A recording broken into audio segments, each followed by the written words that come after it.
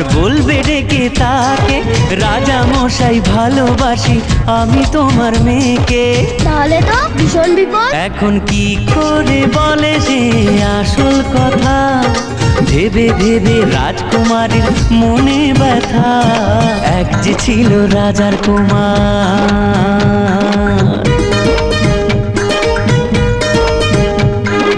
ওদিকে সেই অন্য দেশে রাজার কুমার এসে বিয়ের কথা বলতে এলো হবু জামাই বেশে।